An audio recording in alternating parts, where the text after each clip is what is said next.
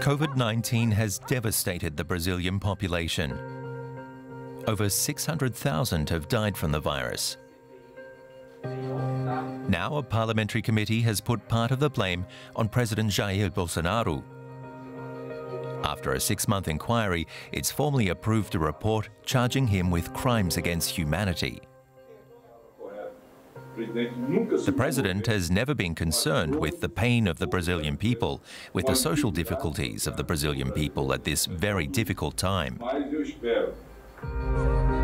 Bolsonaro voted against the use of masks in religious sites and obstructed efforts to promote social distancing. The opposition blames his policies for over half the death toll. Hi, I'm Ben Fazul, and after the US and India, Brazil has the most coronavirus infections with nearly 22 million cases. The Senate inquiry found the government had acted too slowly to fight the spread of the disease, deliberately exposing the population to the risk of mass infection. The nearly 1,300-page report charges Bolsonaro with charlatanism and incitement to crime. The president rejects the findings as politically motivated and says he's guilty of nothing.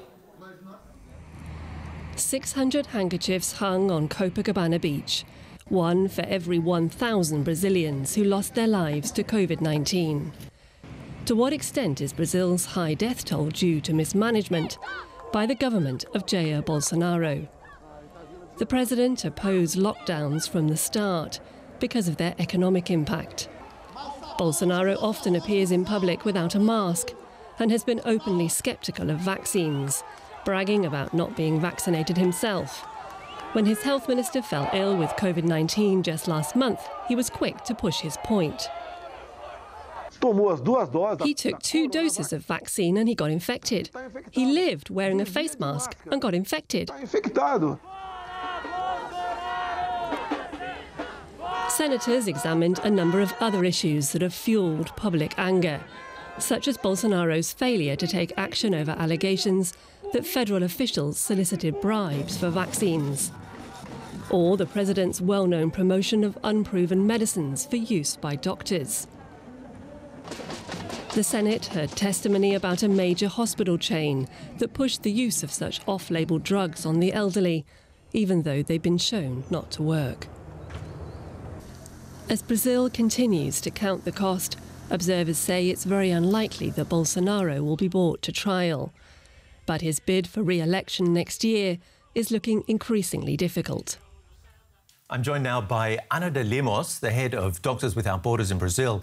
Public health measures have become a political battlefield in Brazil. What's been the result of that? Hello, Ben, and everyone.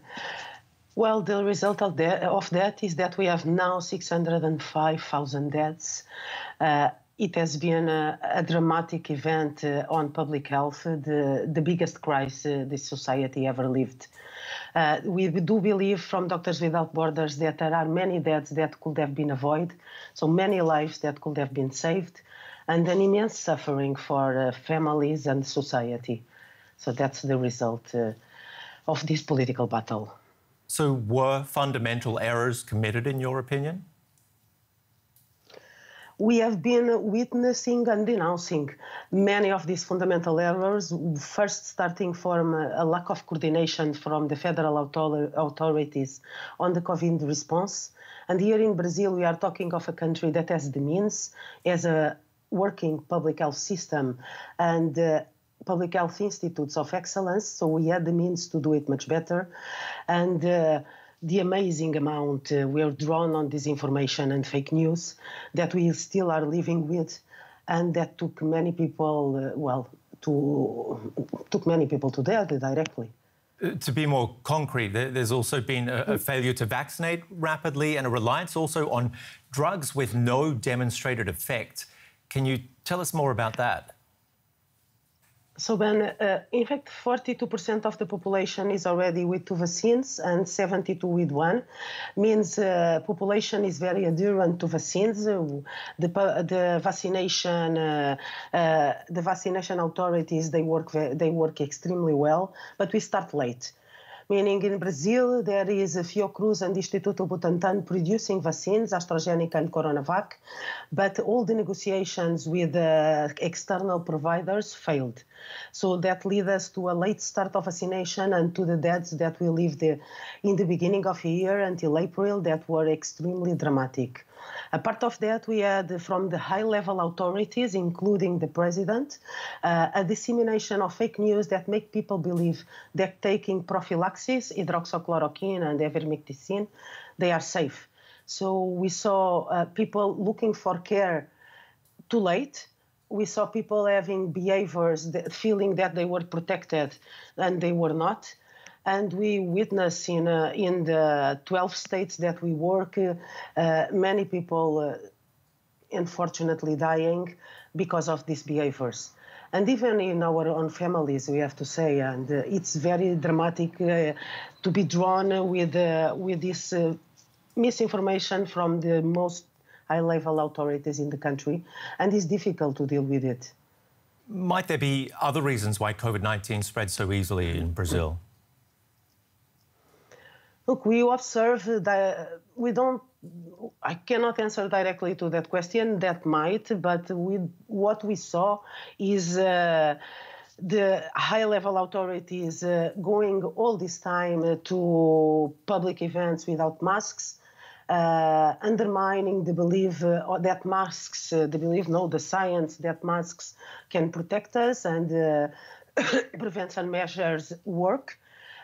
We saw governors and mayors trying to implement restrictions to circulation of population and lockdowns and being confronted by the federal authorities.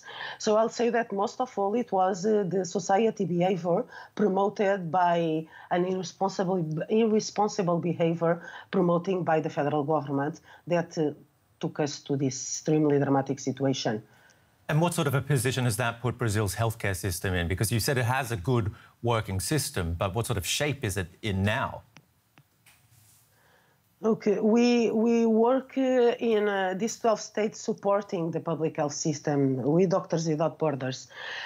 We saw the exhaustion of the health staff that work without stopping for 18 months, and we saw the strengthening of the health system. So the health system needs to be revitalized. We saw staff working 72 hours in a row. We saw staff crying for help without knowing what would be the best practices to treat a patient, for example, because there was a lack of guidelines from the federal government. We try our best to support in the places that we could.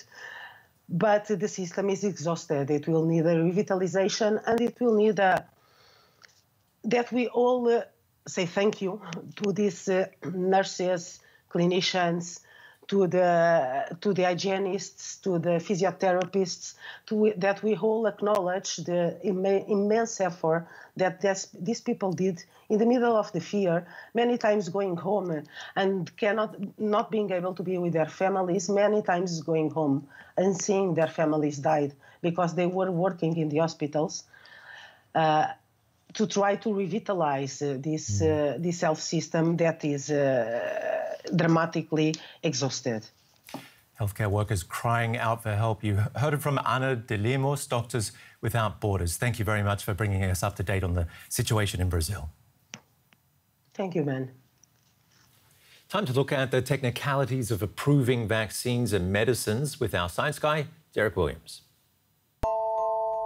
Can you clarify the difference between FDA approval and approved under emergency use authorization?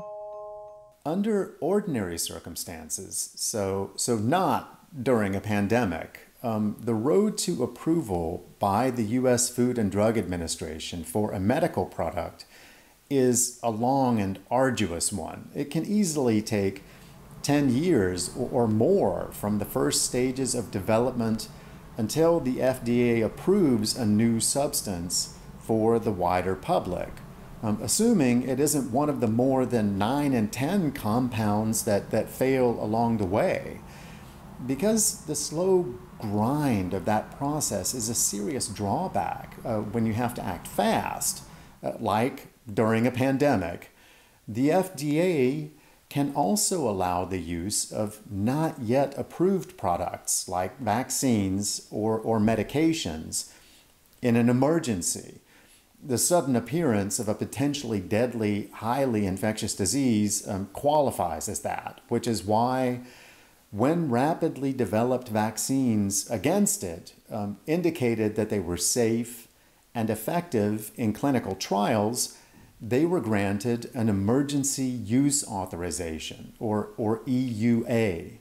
So an EUA is a kind of stopgap measure that allows vaccines and medications to be distributed while the FDA's Watchdog Center continues to pore over an incoming ocean of data on them.